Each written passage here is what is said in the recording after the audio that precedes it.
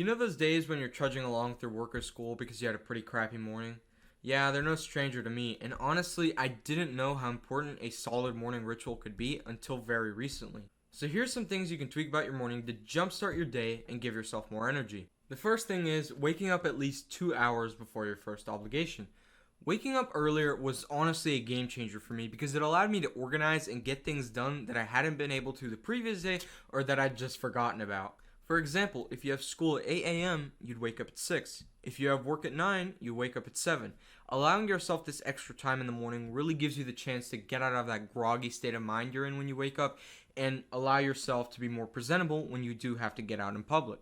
Getting into the habit of waking up earlier isn't really as tough as many people think it is. It just takes some consistency and some timing. And if you're struggling to fall asleep the day prior, try melatonin, or if that doesn't work, try exhausting yourself with exercise so you can just plop on your bed and go straight to sleep. The second thing is drinking a liter of water as soon as you wake up. Drinking a liter of water right when you wake up not only gets rid of that nasty dry throat you get from sleeping so long, but it also helps strengthen your immune system and boosts your metabolism. Now, I personally prefer drinking cold water as opposed to room temperature or like warm water when I wake up, just to help me wake up that extra little bit faster. So speaking of cold water, the third thing is cold showers. Cold showers are one of the best things to add to morning rituals. Imagine, if you will, for a second, an activity that strengthens your immune system, that jolts you awake, and builds your discipline and willpower all at the same time.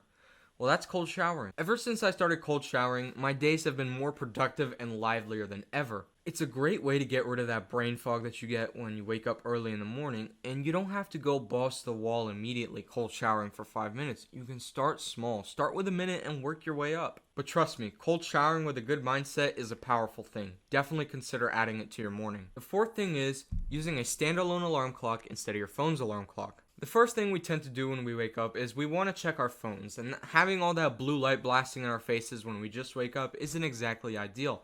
Not to mention, if you look on your phone, you're just going to tend to want to scroll through social media or play games instead of going through with your morning ritual. Also, alarm clocks can be found for very cheap and are very hard to ignore, unlike certain phone alarms. Pro tip, try placing your alarm clock as far away from your bed as possible so that you have to go and get up to turn it off. The fifth and final thing is, if you don't already, drink a cup of coffee in the morning after you're finished with everything. If you really need that extra kick, caffeine is a great tool to do that. If you use caffeine too much, you can become tolerant to it and also get addicted to it. I know some people who just go one morning without having coffee and they get a searing headache. As with most things, just do it in moderation. Now, besides the things I just listed, feel free to add anything you want into your morning ritual if time allows. You don't have to rigidly stick to something. Morning rituals are very individual, and you need to experiment to see what works best for you. Some people simply don't function that well waking up at 4 in the morning like I do, and that's fine. The point of a morning ritual isn't to get up early. It's to set your day up for productivity and ensure you have more energy. So make a morning ritual for yourself and see how it goes. Anyway, if you watched this far, thank you so much. Clearly, you're interested in self-improvement,